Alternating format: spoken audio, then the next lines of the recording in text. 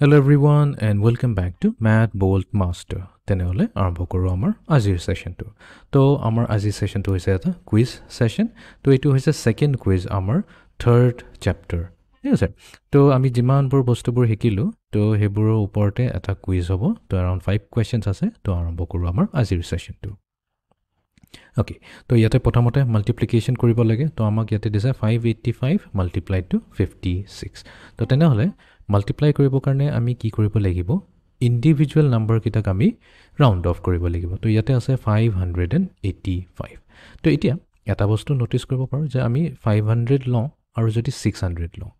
আমি চাই পেলাই ক'ব পাৰিম যে 585 টো একচুয়ালি 600 ৰ বেছি ক্লোজ হয় তো সেই কাৰণে আমি কম যে 585 টো approximately 600 বুলি ঠিক আছে নেক্সট আছে আমাৰ 56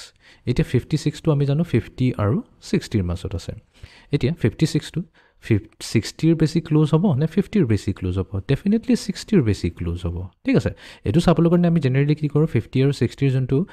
মিডল নাম্বাৰটো হৈছে হেতু হৈছে 55 যেহেতু 56 টো আমাৰ 55 ৰ ৰাইট সাইডে আছে তো সেই কাৰণে আমি কম 56 টো একচুয়ালি 60 ৰ ক্লোজ হয় তো 56 বুলি নকৈ প্লে তাক approximately equals to 60 বুলি কম এতিয়া 600 আৰু 60 ক মাল্টিপ্লাই কৰাটো তো একেবাৰে ইজি হয় সো 600 টাইমছ 60 কি হ'ব 0 কেটাটো ডাইৰেক্ট আমি নোট ডাউন কৰিলাম তিনটা 0 আছে যেহেতু তো তিনটা 0 কৰি লিখি দিলো 6 মাল্টিপ্লাইড টু 6 হৈ যাব আমাৰ 36 তো তাৰ মানে আমাৰ এস্টিমেটেড আনসাৰটো হ'ব লাগে 36000 আৰু ইয়াতে অপচন আছে ডি তো চেক কৰি লওঁ ঠিক আছে এতিয়া আমি যাওঁ নেক্সট কোৱেশ্চনটো লৈ তো এইটো কোৱেশ্চনত আমাক এড কৰিব দিছে 240 আৰু 618 ঠিক আছে তো 618 ডাঙৰ নাম্বাৰটোৰে ষ্টাৰ্ট কৰোঁ 618 এতিয়া আমি কম যে এটো দেখাই পাইছো যে 600 আৰু 700 ৰ মাজত থাকিব এতিয়া 618 টো কাৰ বেছি ওচৰত আছে 600 ৰ ওচৰত আছে নে 700 ৰ ওচৰত আছে এটোটো 600 ৰ ওচৰত আছে তো তাৰ মানে আমি 618 ক কম যে এটো approximately equals to 600 ঠিক আছে নেক্সট এটা থাকি গল 240 এটা 240 টোক একচুয়ালি ৰাউন্ড অফ নকৰিলে হ'ব বিকজ ইয়াতে অলৰেডি এটো এটা ভাল নাম্বাৰ হয় ঠিক আছে ইমান কমপ্লিকেটেড নাম্বাৰ হয় তো 600 আৰু 240 ক যদি আমি এড কৰি দিও 600 আৰু 240 যদি এড কৰি দিও তেনেহলে আমি কি পাম এফালে হৈ গল আমাৰ 0 0 + 4 হৈ গল 4 6 + 2 হৈ গল 840 তো তাৰ মানে ইহতৰ এডিশন আহিছে 840 এতিয়া অপচন সি টো যদি চাও অপচন সি আছে 860 যেহেতু এটো হৈছে আমাৰ এটা এস্টিমেটেড ভ্যালু তো এস্টিমেট কৰি পেলাই আমি 840 পাইছো আৰু 840 টো একচুয়ালি 860 ওচৰতে আছে বাকি কিটা নাম্বাৰৰ ওচৰটো নাই তো হেকাৰণে আমাৰ অপচন সি টো হৈ যাব কাৰেক্ট আনসাৰ ঠিক আছে এতিয়া আমি যাও নেক্সট প্ৰবলেমটো লৈ তো এবাৰ দিছে 6207 আৰু এড কৰিব লাগে 8892 লগত তো আমি 6207 তো এটো কি কম এটো আমি ক'ব পাৰো যে এটো 6000 আৰু 7000 ৰ মাজত আছে আৰু ক্লিয়াৰলি আমি ক'ব পাৰো যে 6200 টো একচুয়ালি 6000 ৰ ওচৰতে বেছি ক্লোজ আছে ৰাইট 7000 কৈ 7000 ৰ ওচৰত নাই তো হেই কাৰণে 6207 নলৈ প্লাই আমি approximately 6000 এ ল'ব পাৰো ঠিক আছে এডিশন কৰিবলৈ ইজি হ'ব ঠিক তেনেকৈ আমি যদি নেক্সট নম্বৰটো চাও 8892 এতিয়া এটো 8000 আৰু 9000 ৰ মাজত আছে ৰাইট এতিয়া 8892 কাৰ বেছি ক্লোজ হ'ব 8000 ৰ ক্লোজ হ'ব নে 9000 ৰ ক্লোজ হ'ব এটোটো 9000 ৰ ক্লোজ হ'ব তো তাৰ মানে 8892 ক আমি approximately equals to 9000 বুলি ক'ব পাৰো ঠিক আছে এতিয়া আমি দুইটাকে এড কৰি দিও এটো এড কৰা বা ইহতৰ approximate value টো এড কৰা হেতুই আমাক দিব estimate value তো 000 হৈ গল 9 + 6 হৈ যাব আমাৰ 15 ঠিক আছে তো তাৰ মানে ইয়াৰ estimate sum টো হ'ব 15000 তাৰ মানে অপচন এ টো হৈ যাব কাৰেক্ট আনসাৰ ঠিক আছে এতিয়া আমি যাও নেক্সট প্ৰবলেমটো লৈ তো এবাৰ আমাক এড কৰিব দিছে 175 আৰু 729 ঠিক আছে তো 175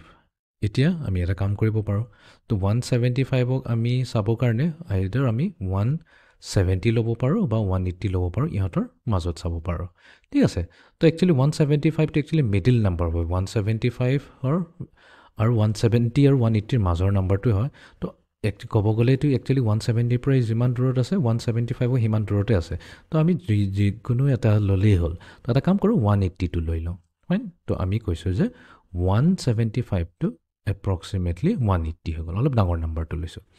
নেক্সট আছে আমাৰ 729 এই নম্বৰটো আছে বিটুইন 700 এণ্ড 800 তো ডেফিনেটলি 729 টু 700ৰ বেছি ক্লোজ হৈ আছে 800তকৈ তো 729 নলৈ পেলাই আমি কি কৰিম 800 ল'ম ঠিক আছে এতিয়া এই দুটা নম্বৰক যদি আমি এড কৰি দিওঁ 0 + 0 0 8 + 0 0 আৰু 8 + 1 সৰি 8 + 0 হৈ গ'ল 8 আৰু 8 + 1 হৈ গ'ল আমাৰ 980 ঠিক আছে তো এতিয়া আমাৰ অপশ্যনত আছে 550 750 800 আৰু 900 কোনটোৰ বেছি ওচৰত হ'ব 550ৰ ওচৰততো হ'বই নোৱাৰে 750ৰো হ'ব নোৱাৰে 800ও নহয় 900ৰ ওচৰতহে আছে একচুৱেলি এইটো 1000ৰ ওচৰত আছে বাট যিহেতু 1000 অপশ্যনটো নাই আমি 9000টোৱে লৈ ল'ম তো আমি অপশ্যন ডিটো চিলেক্ট কৰি ল'লোঁ ঠিক আছে এতিয়া আমি যাওঁ লাষ্ট কুৱেশ্যনটোলৈ তো এইবাৰ আমি মাল্টিপ্লাই কৰিব লাগে 814 আৰু 178 বাট তাৰ এষ্টিমেট প্ৰডাক্টটোহে লাগে তাৰমানে আমাক একচুৱেল আনচাৰটো নহয় তাৰ এপ্ৰক্সিমেট আনচাৰটো লাগে তো ঠিক আছে এতিয়া 814টো ক্লিয়াৰলি আমি ক'ব পাৰোঁ যে 800 আৰু 900ৰ মাজত আছে বাট আমি ক'ব পাৰোঁ যে 800ৰ ওচৰত একচুৱেলি বেছি ক্লোজ হৈ আছে 814টো 900তকৈ বহুত দূৰত আছে তো তাৰ মানে 814 লৈ পেলাই আমি এপ্ৰক্সিমেটলি 800ও ল'ব পাৰোঁ একো প্ৰব্লেম নহয় নেক্সট নম্বৰটো আছে 178 এতিয়া 178টো কি 100 আৰু 200ৰ মাজত আছে এতিয়া 170টো কাৰ ক্লোজ হ'ব 100ৰ ওচৰত আছে নে 200ৰ ওচৰত আছে ডেফিনেটলি 200ৰ ওচৰত আছে তো আমি ক'ম যে 178 হৈছে এপ্ৰক্সিমেটলি ইকুৱেলছ টু 200 ঠিক আছে এতিয়া আমাক কি কৰিব দিছে মাল্টিপ্লাই কৰিব দিছে তো 4টা 0 আছে নোট ডাউন কৰি লওঁ 4টা 0